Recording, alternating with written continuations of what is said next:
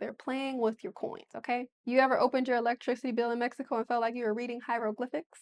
Rest assured you are not alone, and hopefully by the end of this video, you'll be a hieroglyphics expert, or just know a little bit more about how to read your electric bill. Hey friend, my name is Aaliyah, and the goal with this channel is to help make all things Mexico sound not so foreign to foreigners.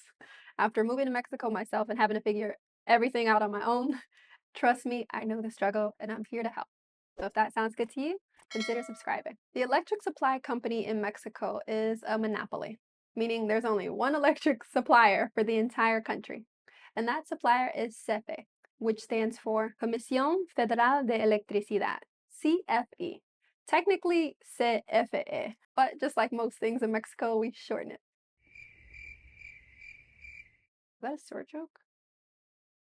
What I meant to say was, just like most things in Spanish, we shorten it. CFE is way too long. And let's dive into the breakdown of this bill. The first thing you'll see is a name. Potentially your name, potentially someone else's name. But it'll be big and bold. And if you're using this electric bill for proof of address, whether that be for an RFC, a bank account, what have you, the name on the CFE bill will not matter. The address is the only thing they're looking for, so don't fret. And really, your name doesn't have to be on your electric bill. The only reason why you may want it on your electric bill is for tax gain exemptions when you sell your property. But if you're a renter, rest assured the electric bill does not have to be in your name. But speaking of tax gain exemptions, if you did just recently buy a house and the CFE bill is still in someone else's name, it will get changed to your name. It just depends on when you get the title in your name. That could take 1 to 6 months. You'll also be able to reset your CFE bill to your occupancy date. If you just sold your house and they have not changed the name on the CFE bill yet, no worries. Even if they never changed the CFE bill to their name, CFE will not come looking for you. If the person who is occupying that residence does not pay the bill, they will shut it off. No questions asked. They want their money. Right below your name, you'll see the address. This is your official address in Mexico. As crazy and as weird as it looks, this is your address. I will make a future video on how the address system works here in Mexico, so stay tuned for that video. Nonetheless, this is your address. You're welcome. Off to the right, you will see a dollar amount. This is in Mexican pesos. Interestingly, you'll never see cents here, and we'll talk more about that later when we get down into the cost, but you'll see a whole dollar amount. And this is the amount in pesos that is due for your bill. If you go back to the left of the bill, you need to pay that specified amount by the límite de pago. That is the last date you can pay that bill before they cut your electricity off. And trust me, they will cut it off.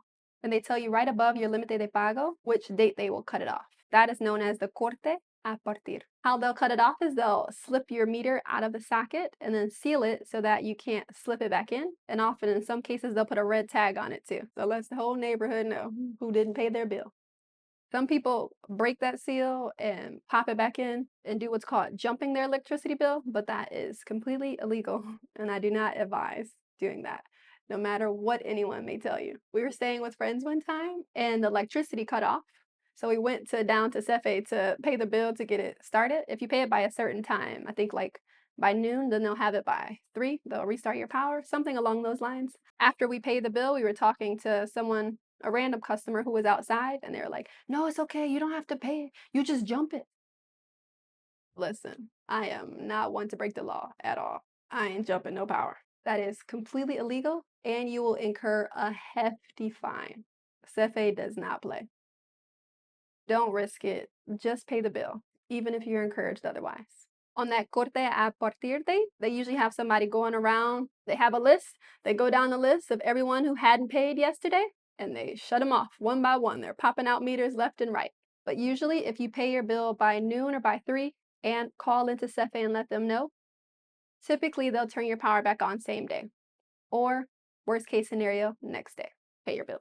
Next, you'll see the tarifa. It usually starts with the number 1 and is either just the number 1 or it has a letter A through F after it. That's what most residential tariffs are in Mexico. If you're a corporation or a company, you have a different tariff bracket in itself. But tariffs are assigned based on the weather, the climate, and the region where you are. I'll put up here on the screen a map of all the tariffs so that you can see where your particular tariff is. I'll also put in the description portion of the video a link to where I found this image. It's a really good article that dives into tariffs a little bit.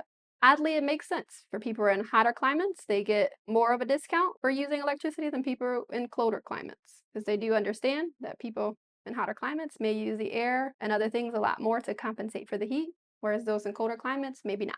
Tariffs are also important when it comes to DAC because every tariff has a different DAC limit, which we'll also get into later in the video. Next to the tariff, you will see the meter number, and that is the actual meter number. If you go outside and you are looking for your meter, say you live in an apartment complex and there's bunches of different meters, you don't know which one is yours, or the meter number here is the meter number that you will look for to identify your meter.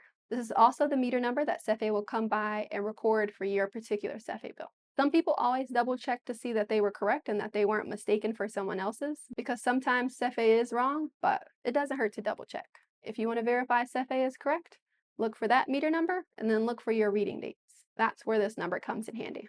This number can also come in handy to see if someone is stealing power from you. There are bad people out there that know how to work the system and jump electricity and take from yours. So if your electricity seems to be extremely high for some reason, go check your meter. Next, you'll see a multiplicador section. It literally means multiplier. And in most cases, if it's a digital meter, there will be a number 1 placed there. Going down to the concepto chart. Under lectura actual, you'll see your meter reading for this month. And next to it, lectura anterior is your meter reading for last month's. So you will subtract last month's from this month's to get your usage. And that will be the number under todo periodo. Now the chart under it. So if it's a winter bill, you will see typically 4 items here. It will be básico, intermedio, excedente, and suma. But if it is a summer bill, you will see básico and then 2 levels of intermedio, 1 of excedente and 1 of suma. So it adds an extra level in the summertime because for certain tariffs, especially those in hotter climates, they use a lot more energy. So the government gives a lot more subsidies to those tariffs. So you'll see an added intermediate field here. How it works is based on the time of the year, the government gives certain subsidies for up to a certain level of kilowatt usage. So with this example, we'll see for the first 54 kilowatts of energy, the básico, the rate of 0.975 pesos was given, which gave a total of 52 pesos and 63 cents. The next 91 kilowatts of energy had a rate of 1.167 pesos, which gave 106 pesos and 97 cents. Next for excedente, the next 10 kilowatts of energy used was a rate of 3.409 pesos, which was a total of 35.24, bringing it to a total of 194 pesos and 85 cents. For the total cost, you'll see there's another chart next to there with 22 días de verano. I don't know necessarily why they separated, but it's the same principle. This column times this column will give you this column. A quick note here, you will see that the 294 in this column appears to be in the excedente section, but because it doesn't have a price or a rate, that tells me that it is actually the suma, or the sum of the above 2 numbers. Same for this column. The 260.64 is the suma, not the excedente, so it is the sum of the above 2 columns. So a quick recap from this section, in this column for the 44 days of summer, these 3 numbers add up to this number, which is 157, and these 2 numbers here add up to this number, which is 294, and if you add the both of them together, you will get the total periodo number here, which is 451. And under subtotal to get the price, you will see that these 3 numbers here in the 44 days of verano total out to 194.85, and these 2 numbers here in the 22 days of verano total out to 260.64. And if you add these 2 numbers up, you'll get 455.49, which should be this number here. But again, with Mexico, it's always plus or minus a penny. Beneath this chart, you will see a color wheel. It's the same concept as you're driving. Green means good, red means bad. This chart is based on a 2-month rolling limit because the bill is generated every 2 months. So if we go back to the top, we'll see that we are tariff 1D. And here I'll put a chart on the screen which shows the monthly limit for tariff 1D for DAC. That is 1,000 kilowatts. So for 2 months, logically, it will be 2,000 kilowatts. So you'll see on this chart here, that red, like the end of that line, would be the 2,000 kilowatts for that 2-month period. That will make you closer to your DAC limit. And where that arrow is pointing is indicative of the 451 kilowatts that you use in those 2 months. So you'll see here, it's in the green. So that means it's good. Even if it was all the way on the red, that doesn't necessarily mean that you are in DAC or that you're going to be in DAC. It's just a warning to let you know, hey, take a look at this. This could be the reason why you're in DAC, or this could mean you're getting close to it. Be careful with your consumption. Below that, you will see another conceptual chart. To the left, those numbers really don't matter. I won't go too in depth in those. If you would like me to make a video explaining what those numbers are, feel free to let me know in the comment section down below. And if enough people ask for it, I will make a video on those. But those ones really aren't changeable. You can't really affect those, and they don't really affect you. I don't see it changing. That's just Mexico's way of letting you know, or CFE's way of letting you know that these are factored into your bill, and this is what the numbers are. And it also tells you the amount of government help you've received in this bill. But that aside, the chart on the right is what you're more so going to focus on, because that is going to show you how your bill was made. The two numbers for the SUMA, so the 194.85 as well as the 260.64, those, you will combine those two to get the number for energía. It will be off maybe a penny or so. Don't worry, you'll see in the end, Mexico always rounds down and it evens out in the end. But either way, you'll see in this case, it should be 55.49 here, but it is 55.50. And next, you will see the energía number and the tax number. That will equal the factura del periodo. So energía is your total cost. That's what you're paying. That's what you owe. And then the IVA, 16%, that's the tax on it. So next, these next four numbers is how you're going to get your total. I'm going to start with these two bottom numbers. Your anduedo anterior, or your previous bill amount, was 2,164 pesos and 14 cents. And it says that you paid, or su pago, 2,164 exactly. The reason why that will be is because CFE will always calculate what your cents is, but they will never charge you your cents. On your bill, you will always see the lower number. So in that bill was rendered. On that bill, it only said that the cost was 2,164 pesos. It did not include the 14 cents.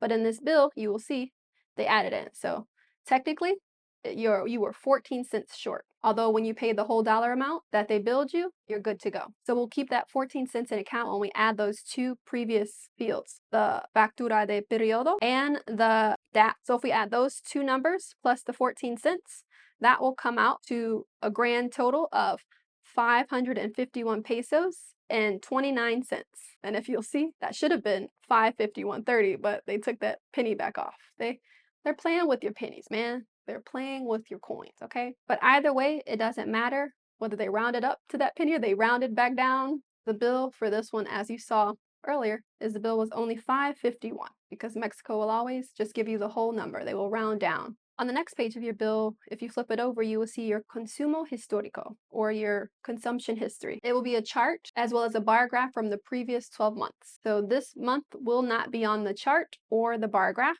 but based on the chart and the bar graph, you can tell that this bill is for Mayo. So the bar graph just gives you a visual, but the chart actually helps you out to see where you are with DAC numbers. So DAC is a rolling 12-month basis. We saw in that chart before that every tariff has a certain monthly allotment. Although if you exceed your monthly allotment, as long as you don't exceed it in 12 months, you should be okay. But if you do exceed it in 12 months, you have to gradually wait until you can get off. So let's look at this example. So we know that the usage for this bill was 451 kilowatts from earlier. So we can theoretically add that above. So we'll add 451 as well as the next 5 numbers on this chart. So if a bill is generated every 2 months, if you look at 6 bills, you will look at 1 year. And DAC is a rolling annual limit.